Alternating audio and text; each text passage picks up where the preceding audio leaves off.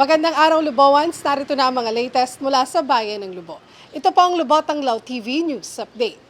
Iba't ibang aktibidad ang inorganisa ng ating Lubo Rural Health Unit, bahagi pa rin ng Nutrition Month celebration ngayong buwan ng Hulyo.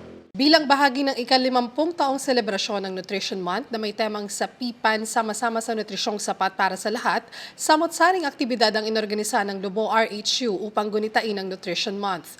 Ngayong araw, nagsagawa ng judging para sa Nutri-Garden na binuo ng mga BNS at BHW sa Lubo RHU compound kung saan nagtanim sila ng mga prutas at gulay. Noon namang Lunes, July 15, idinao sa Lubo Town Plaza ang aktibidad para sa senior citizens mula sa iba't ibang barangay sa bayan ng Lubo.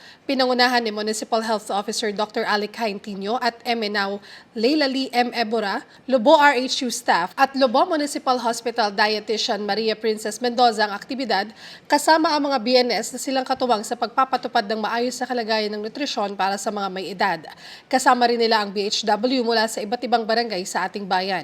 Bahagi ng selebrasyon ng pagsasagawa ng PBSP o Philippine Business for Social Progress ng libreng X-ray para sa 136 na mga senior citizen, habang nagkaroon din ng Zumba at lecture session para sa katatandaan kung saan ipinaliwanag ang dapat gawin upang magkaroon ng maayos na kalusugan.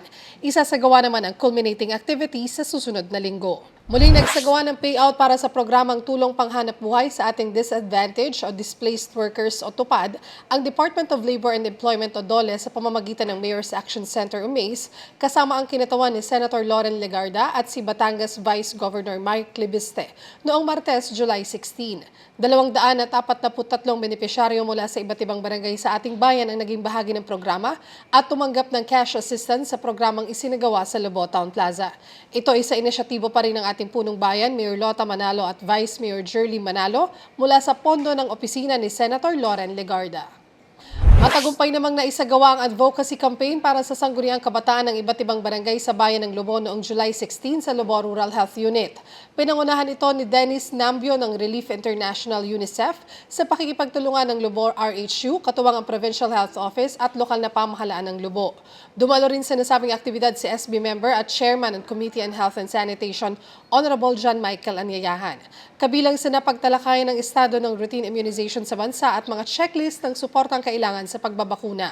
Layo ng kampanya na mapukang kaisipan ng mga kabataang leader sa kahalagahan ng pagbabakuna sa kalusugan ng mga tao sa komunidad at upang hikayatin silang suportahan at isulong ang pangangailangan ng pagbabakuna lalo na para sa mga bata.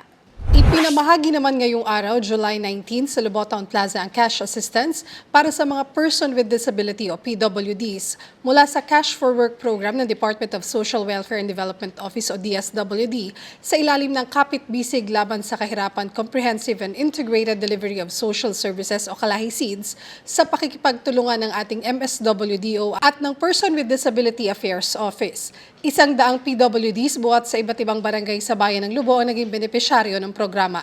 Sa isinagawang aktibidad, nagbigay ng mensahe si Lubo Mayor's Action Center o MACE Supervising Head Lester Rubin Kai Ayag bilang kinatawan ng ating punong bayan, Mayor Lota Manalo. Ito ay sa inisyatibo pa rin ng ating butihing punong bayan upang matulungan at matugunan ang pangangailangan ng ating mga kababayang may kapansanan. At yan po ang mga latest mula sa Bayan ng Lubo. Para sa iba pang updates, maaari niyong i-follow ang ating official social media pages. Ako po si Angelique Atienza Romero at ito ang Lubotang Lao TV News Update.